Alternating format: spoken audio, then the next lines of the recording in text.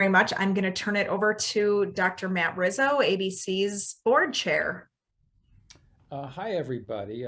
Glad to be with you.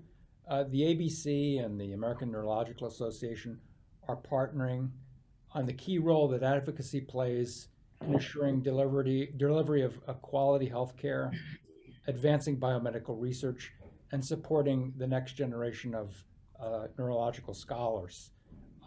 The federal government, has a huge impact on brain health for all of these activities.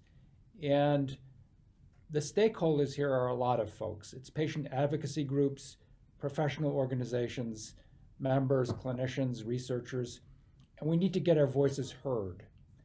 There are certain tools that we can share that will help us all build relationships with our representatives and senators, because we're all passionate to advance brain science, clinical care, and education. With these tools, we amplify our voice, and the louder our voice, the more success we're going to have in furthering our missions on Capitol Hill. It's everybody's right to advocate and petition the government for redress of grievances. So we've got to do this together, and we can't do this without you. I don't know if Dr. Jensen is on. I'd like to say that she's a I am. So Dr. Jensen, a person who needs no introduction, I am now going to introduce. Take it away, Francis. Okay. All right. Welcome and nice to see all of you. And I feel I'm speaking to folks at the ABC that I've worked with in the past, Katie Sale and her team. So hi. I think this is a wonderful opportunity for us to align around advocacy. We are definitely trying to project a 21st century kind of image of where brain science is going and where therapies are going. And I think, coming from the neurological standpoint, we can talk about a lot of incredible innovation that's happened in the last 5 to 10 years or less. And I think we're going to be hopefully there to be supporting your, the advocacy effort in general, and can sort of speak to with our various people with domain expertise who can really, tell the true story of how some of this science has now been implemented into advanced care, using often the departments that we're members of, but getting out into the community and improving public health and public health disparities. So I think all of those things are really important to the ANA. We look at you as a very important partner, and we think that also the ANA, we're working on sort of what is our message different from the AAN, the American Academy of Neurology. And I would say I have a lot to say about that. I think, yes, it is. I think we are obviously aligned, common goals, but I think what we can bring is a lot of the innovation and discovery is happening sort of inside these academic neurology departments. And that's the ANA largely serves the people who are members of those departments. So I think we have some, we'll be able to bring that element of cutting edge, state of the art care that's being implemented. We'll be able to really speak to that with great veracity. Excellent. Thank you, Dr. Jensen, and thank you for being here. Nadine, would you like to say a few words before we get started? Or just hello? Oh, We'd love to hear from you. Absolutely. Hello to everyone who's attending today. I want to extend a special thanks to Katie Sale and Dr. Matt Rizzo for their partnership, and we're looking forward to many partnerships here and beyond. So with that, I just am very excited for us to have this opportunity to have our first virtual Hill Day as partners, and hopefully this is one of very many more. Great. Well, thank you. We are going to dive right in. For many of you, you have done this before. For many of you, you've done this in person.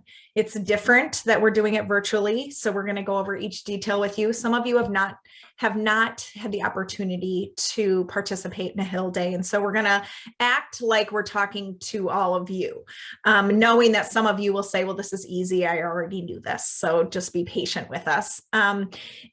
we purposely have you all active members on this call so that you can chime in as you'd like.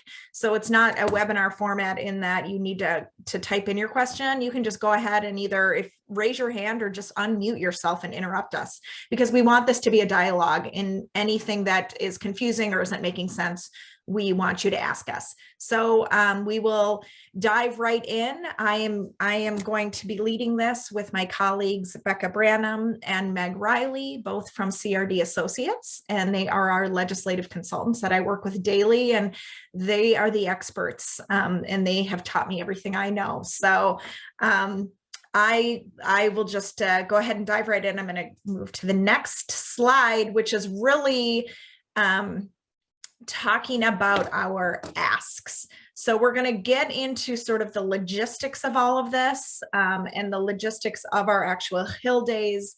But what we want to start off with is the most important part, and that is really our 2021 Hill asks. And those are today, or in this case, 3 different asks: support for federal funding for brain research, including the BRAIN Initiative; support the BRAIN Act and Section 306 of Cures 2.0, and support the Safe Step Act. So we are going to go into greater detail in each of those areas. And I will now turn it over to, I believe, Meg first. And let me point out that we are also going to have a packet of information for you that we're going to get to you. So you will have all of this in front of you for your Hill Day and including your asks. So you don't need to be taking notes right now. You can just kind of be listening and asking any questions that you have. So now, Meg, I will turn it over to you to talk about federal funding for brain research. Great, thanks, Katie. So one of the 3 asks is, as Katie said, federal funding for brain research. Congress is actually working right now to come to an agreement for fiscal year 2022 funding for all of the federal government, including biomedical research and brain research. So fiscal year 2022 technically already began back at the beginning of the month, but since Congress had thus far failed to come to a comprehensive agreement, they had to enact what's called a continuing resolution, or a CR. The CR extended FY 2021 levels of funding until December 3rd. And Congress now is working and beginning negotiations even this week among the top officials to come to that comprehensive year-long funding agreement. So this is a really timely ask. You'll be getting up to the Hill as the end of the CR approaches. One thing to know about CRs, and I'm sure most of you already do, they're very damaging to research efforts. They impede new projects and stall progress. Since Congress has yet to negotiate a deal for the end of the year, there is a risk that they may have to pass yet another CR in early December when the current one expires. So the first component of this ask is when you're with your legislators' offices to tell them you want Congress to come to a bipartisan funding agreement before the CR expires on December 3rd.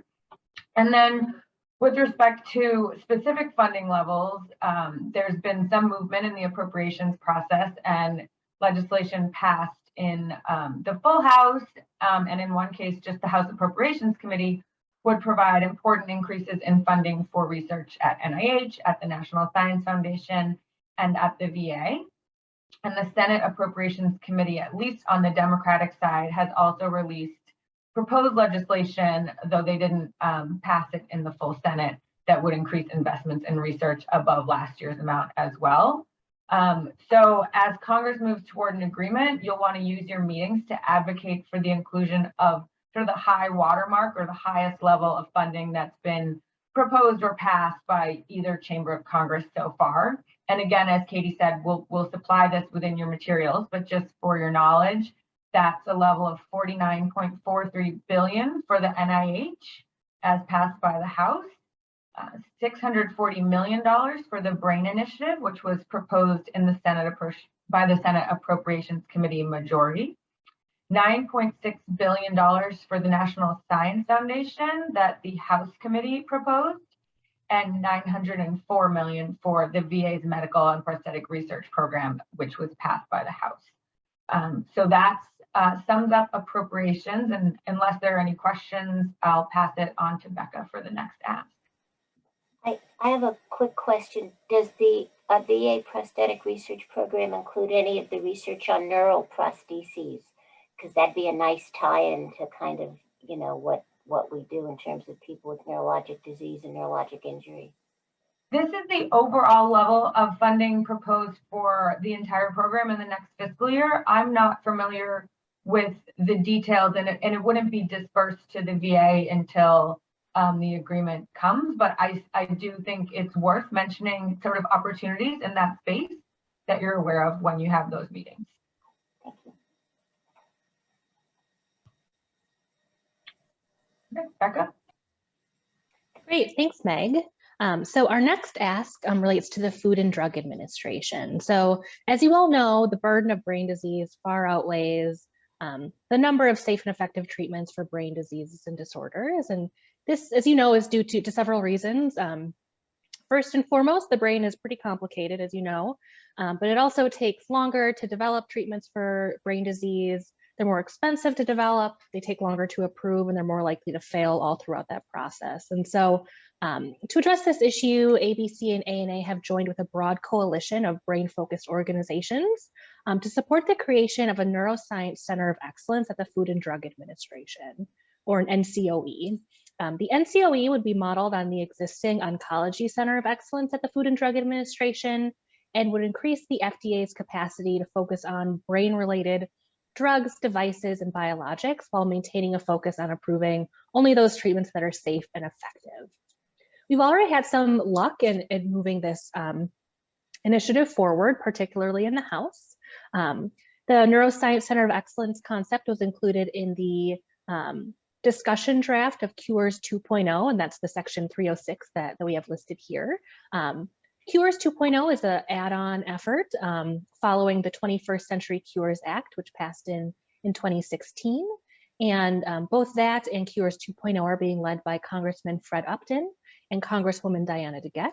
And so we were thrilled to have the Neuroscience Center of Excellence included in that discussion draft. And in addition, Congressman Earl Blumenauer of Oregon, Congressman Bill Pascrell of New Jersey, and Congressman Don Bacon of Nebraska introduced the Bringing Regulatory Advances into Neuroscience, or BRAIN Act, which would establish the Neuroscience Center of Excellence. Congressman Blumenauer is one of the co-chairs of the Congressional Neuroscience Caucus, and Congressman Pascrell and Bacon are the co-chairs on the House side of the Congressional Brain Injury Task Force, which is a bicameral task force with members both on the House and Senate side. So your ask for the Neuroscience Center of Excellence is going to differ a little bit depending on whether or not you're meeting with a House member or a Senate member. On the House side, really the ask is that they sign on as a co-sponsor for the BRAIN Act and advocate for the creation of the Neuroscience Center of Excellence. Of course, if you're meeting with Congressman Bacon, Blumenauer, or Pascrell, no need to ask them to sign on since they introduced the bill, but certainly you can thank them for their efforts and offer your assistance in helping move that bill over the finish line to get it passed.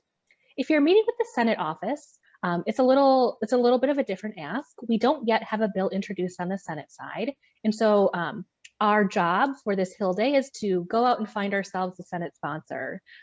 In particular, we're working to set up meetings with the Democratic leads of the Brain Injury Task Force on the Senate side, who are Senator Tammy Baldwin, Bob Menendez, Chris Van Hollen, and Ed Markey. And so if you're meeting with them, we would ask that you focus a little more time on the BRAIN Act and asking them to introduce the bill. But if you're meeting with any Senate office, by all means, let them know about the BRAIN Act and that we would love to have their support in introducing a Senate companion. And with that, I'm happy to pass it off for the next slide unless there are questions. I have a question again.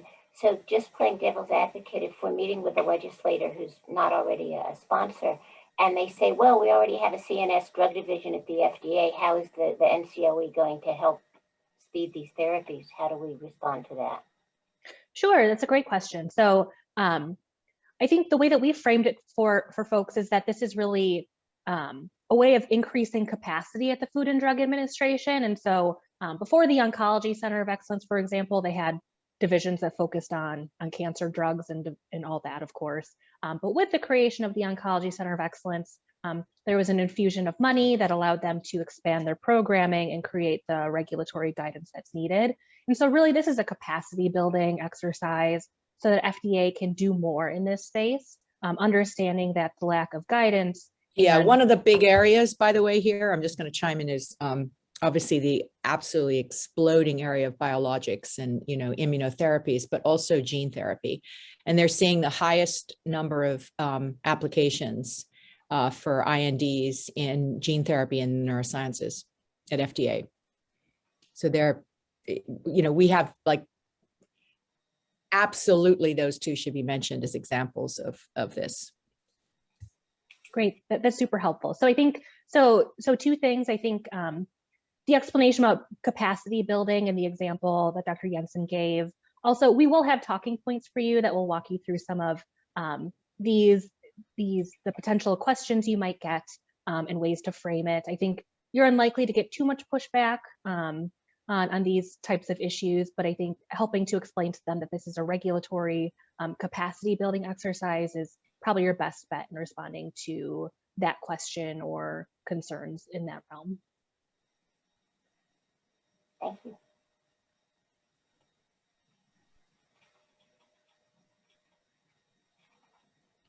All right, thanks, Becca. Our next ask is the Safe Step Act, which is bipartisan legislation that's been introduced in both the House and Senate to address medication step therapy. I'm going to turn it over to Dr. Geiser in a moment because I know she wants to tell you a little bit more about the bill and why it's important. But first, in terms of the ask, I want to encourage you to look in your participant packet that you've received, and I'm sure we will share again. And there is a list of co-sponsors of the Safe Step Act, and go through that list before you meet with an office. And if you find their name on it, then thank them. They already support the Safe Step Act. They've become a co-sponsor. So that's a nice touch in the meeting to be able to say thank you for your support. And if their name is absent from the list, then we want to recruit them to co-sponsor the bill. So that in that case, you'll want to ask them to become a co-sponsor. So Dr. Geiser, would you like to talk about the Safe Step Act? Yes, thank you for inviting me to speak about this. Thank you for inviting me to participate in this initiative. I think that the previous two asks about research and the National Center of Excellence are a great segue into the Safe Step Act because this deals with medication. And as Dr. Jensen just said, we have this explosion of neurotherapeutics. Many insurance plans currently have what we call step therapy protocols, which is you may prescribe a drug to control your patient's seizure disorder or multiple sclerosis or myasthenia gravis or neuromyelitis optica. And the healthcare insurance plan says, yeah, that's great. You have to fail 3 other drugs before we'll prescribe this one. And what the Safe Step Act says is that there are specific exceptions that the healthcare plan must grant so that the patient can have the medication which you prescribe. This includes if the therapies they want are ineffective, if the therapies they want would have intolerable side effects, if the therapies would preclude performance of ADLs.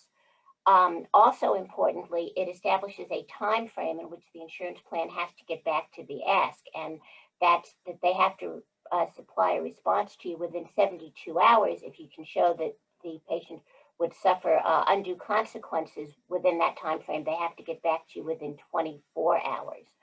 I think that as members of the ANA, we're uniquely poised to argue for this act because, again, as academic neurologists, most of us are subspecialists. We have expertise with the very complicated therapeutics.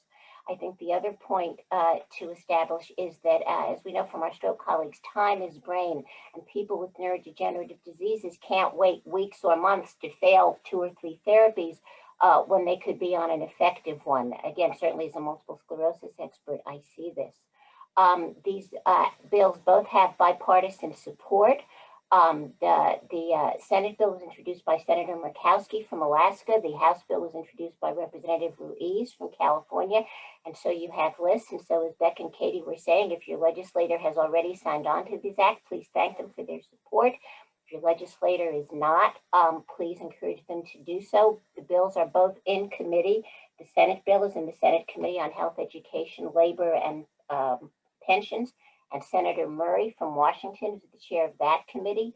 The House bill is in the House Committee on Education and Labor, and Representative Bobby Scott is the chair of that committee. So this is an important bill, and as I say, it's a nice coda to, well, when you allocate funding for research, you get these terrific therapeutic agents. Now we have to be able to prescribe them.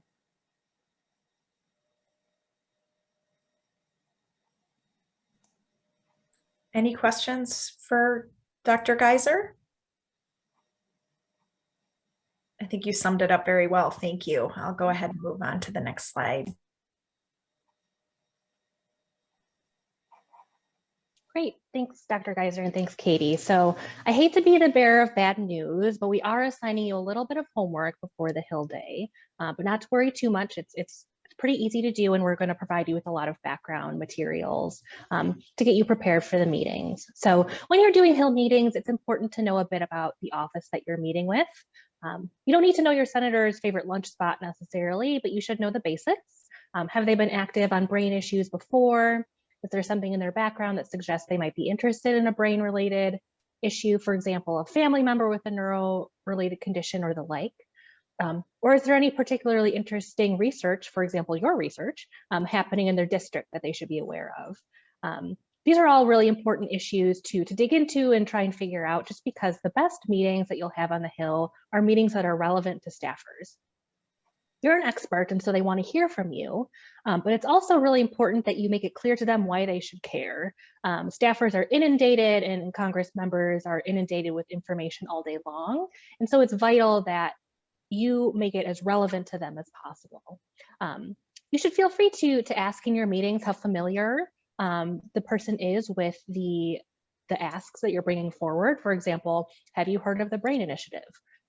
This is a good way to keep the tone conversational, which is really the goal of these meetings, but also to gauge their level of familiarity so that you can provide background information that's needed, or if not needed, then you can dive into the nitty-gritty and get them prepared and up to speed on what it is that you need from them. As just so you're aware, you may very well be meeting with staffers rather than members of Congress, but please don't be disappointed if that's the case. If I'm being honest, with the exception of a few members of Congress, you're almost always better off meeting with staff. They're much more likely to understand the issues that you're bringing to them and are less likely to be distracted during meetings because they don't have to jet off to a fundraising call immediately after they get off the Zoom with you. So members of Congress trust their staff to be experts on issues, and so we can trust them to be experts on the issues too. And I think, Katie, if you want to move to the next slide. Here's a little more nitty-gritty about preparing for meetings. There's a lot here, but we'll break it down for you the best that we can. And of course, please do interrupt with questions if you have them. So for this Hill Day, we've focused the meetings on offices that are strategically beneficial to ABC and ANA's policy requests based on legislators, committee, and caucus memberships. Committee membership in particular often dictates how much influence a member can bring to bear on any given issue. So to maximize the effectiveness of your meetings, we focused on those representatives that are best positioned to help us with our asks.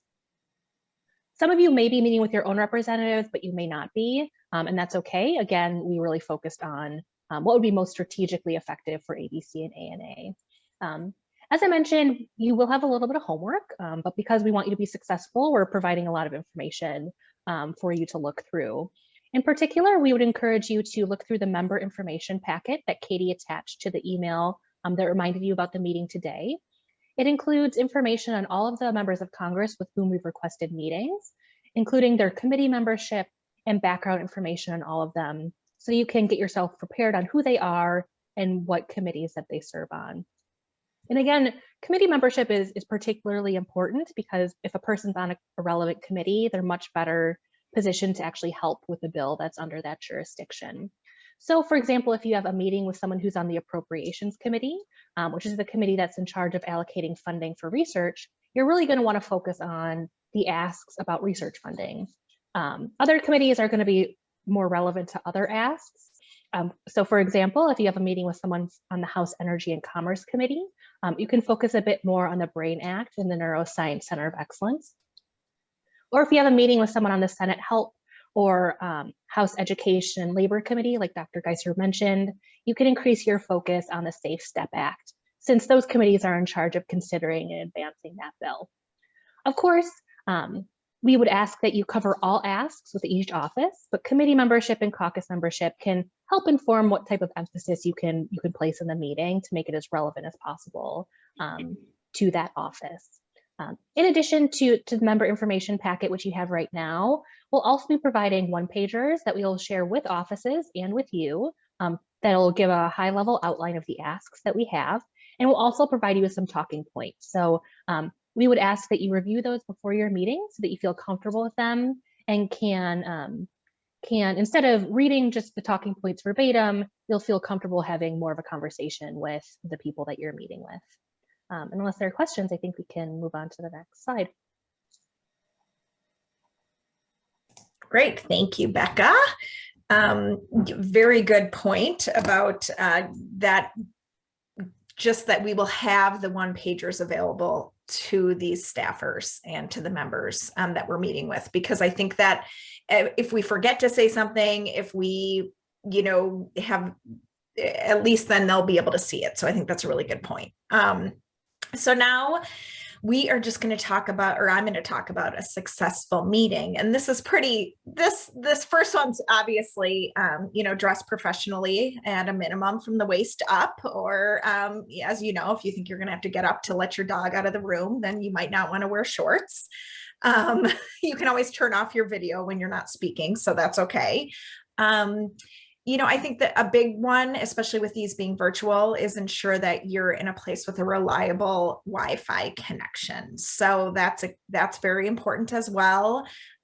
We will be setting up the meetings for you. So we will make sure that you have all of the correct Zoom information and whatnot, but just making sure that you do have the connection, that you have the information in front of you, and that so you'll have that. Obviously, mute your microphone when you're not speaking, so there's not a lot of background noise, because there will be a few of you in each of the meetings. And so it's helpful to make sure that you know exactly where your mute button is and your unmute button, because I find that often all of a sudden I have to speak and I can't find where my unmute button is. And obviously staffers and members know that this is a different format, and that you may start speaking. Somebody always starts speaking when they're on mute. It just will happen. So they understand that too.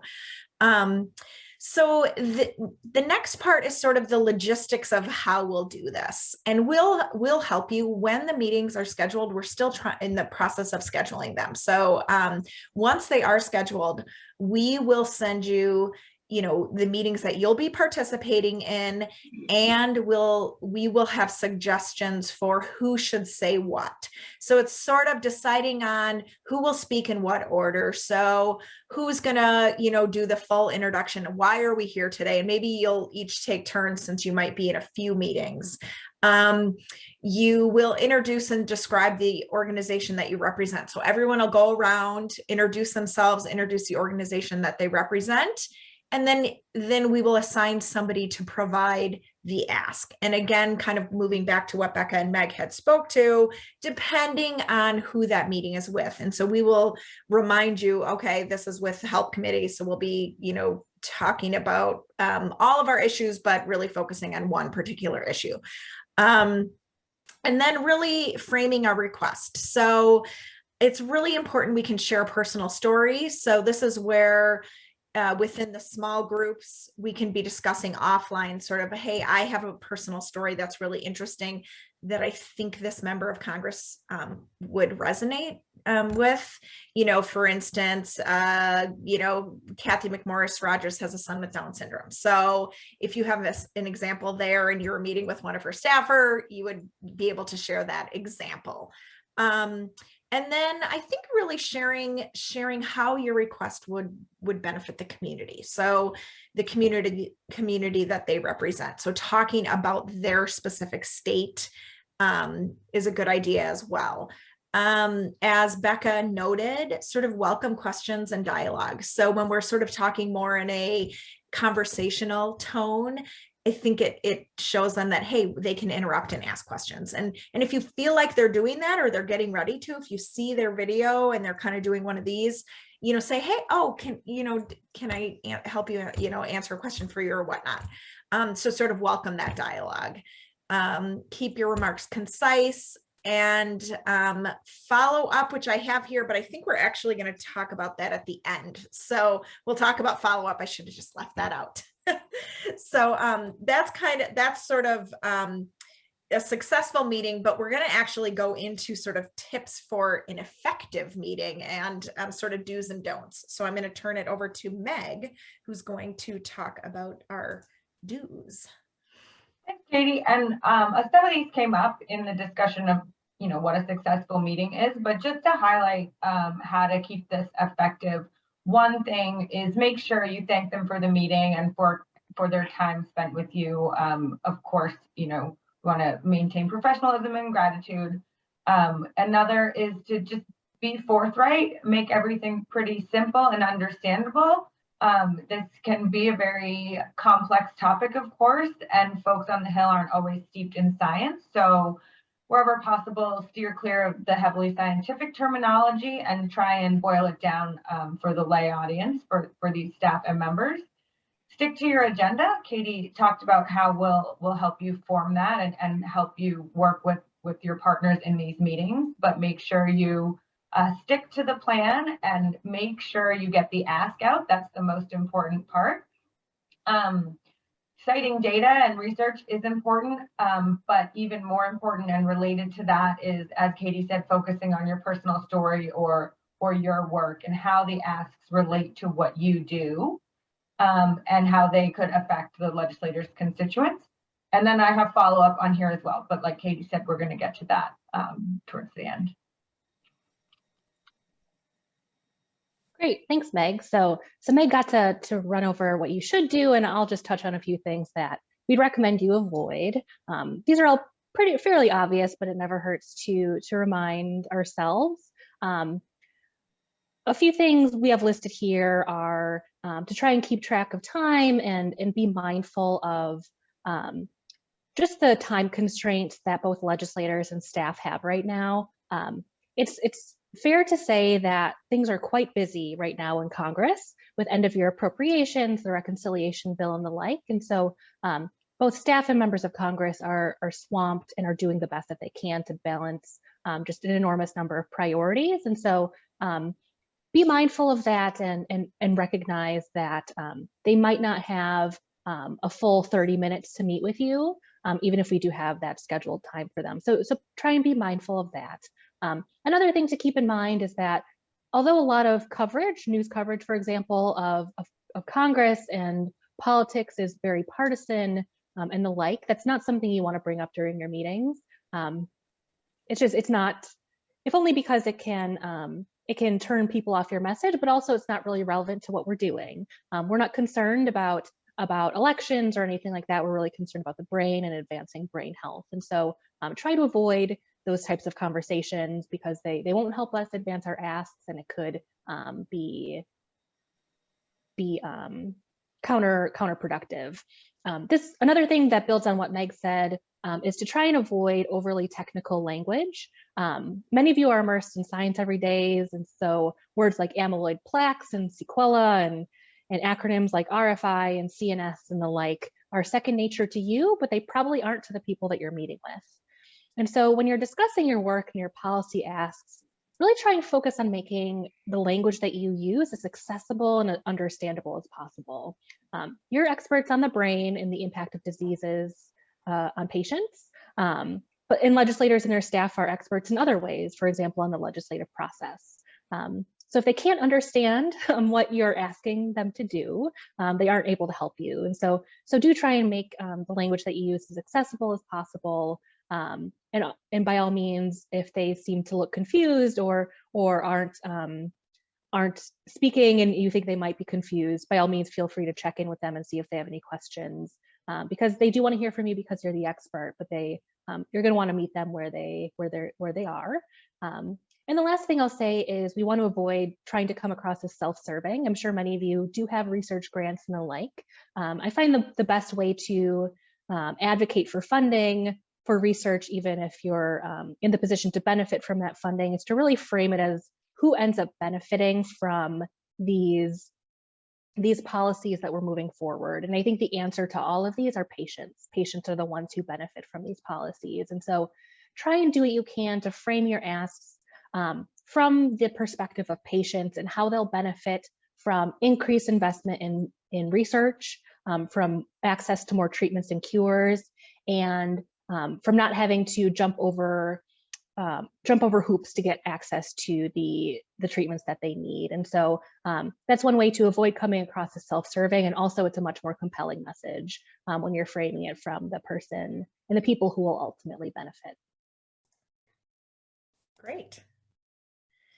So just to quickly touch on, go ahead and invite your legislators to visit or your university or your organization, tour your lab.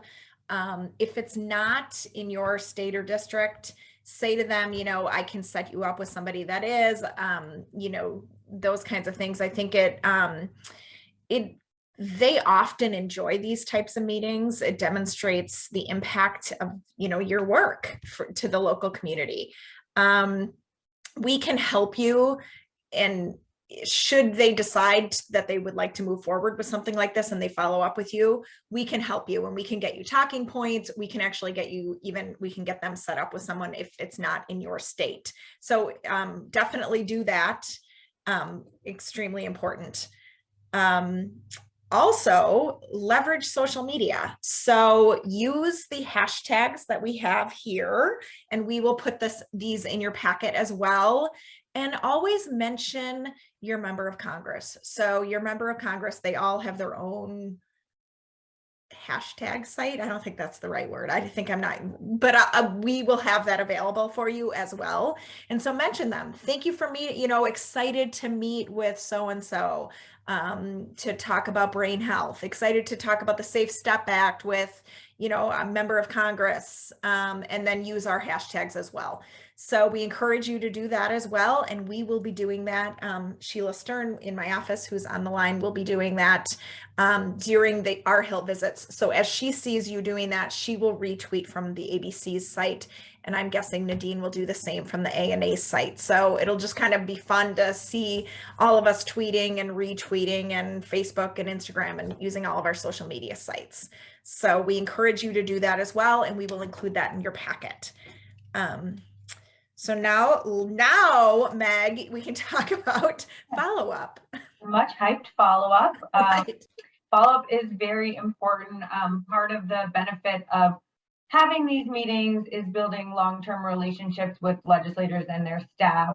And even, as Becca said, in particular, their staff, because they'll have you know, more time to keep that ongoing conversation with you and often more expertise. So we're still in sort of a hybrid situation in terms of Hill staff being physically on the Hill. So they're kind of in and out of the office these days. So I definitely recommend following up by email with a thank you note. When we schedule these meetings, you'll get a calendar invitation, and you should be able to find the staff's email through those means, or you can always ask during your meeting, or you can ask ABC, and we'll make sure to get that to you if you need it. In some cases, as we said, you will be constituents meeting your own representative, although not always. But I just want to highlight that in those cases, it's all the more important to do your follow-up and try and build that ongoing relationship, and perhaps do things like the lab tour, which Katie suggested, and just be able to have that sort of rapport over time.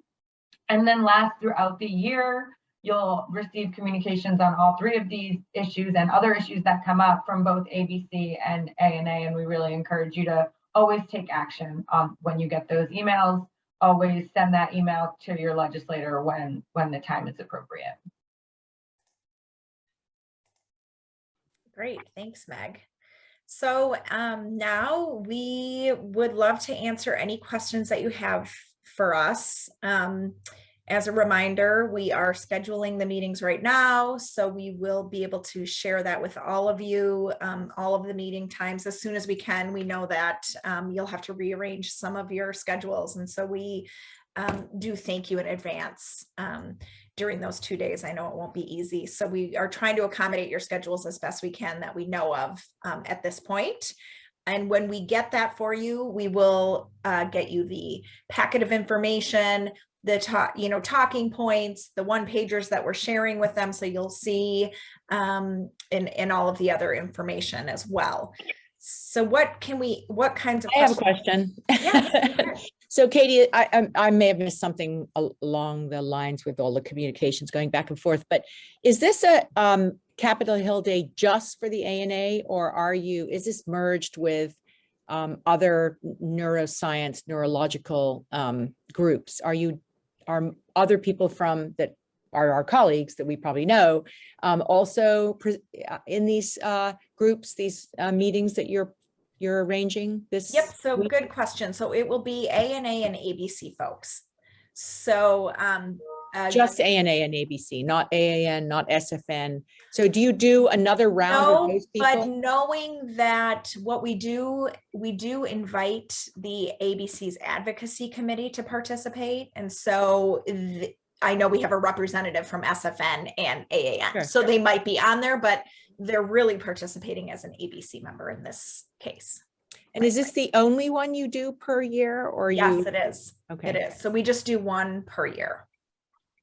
We often participate in SFNs like you do, and so we're participating in a lot of others as well. But this is sort of our one a year. How many years have you done this with ANA? That's a good question, Nadine. Did we do it last year? Nope, this is the first year. First that we've year. ever done this. Yep. Okay, that's what I thought. And then I was like, Do you want to tell us why you picked us to work with for this? well, you can thank Dr. Rizzo. So as Dr. Rizzo is really, ABC's board chair, he has always had such a good working relationship with ANA, and he was on the ABC board through the ANA. So it was you who recommended that he be on. And so that's why you can really thank him. He said, hey, we've got a great relationship. It'd be great to work together. So And historically, Thank you, Matt. You're welcome anytime, Francis. I was the head of the public policy committee of the ANA some years back. It was between Bill Mobley and Walter Korshets. So it's been a while. Yep. And I also want to amplify what Katie said. While we do meet once a year, the advocacy campaign is all year round. And even if we're not marching to offices, we're frequently in contact with offices on various bills. Otherwise, all of the things that Katie mentioned to you wouldn't be happening. So it's an all-year thing.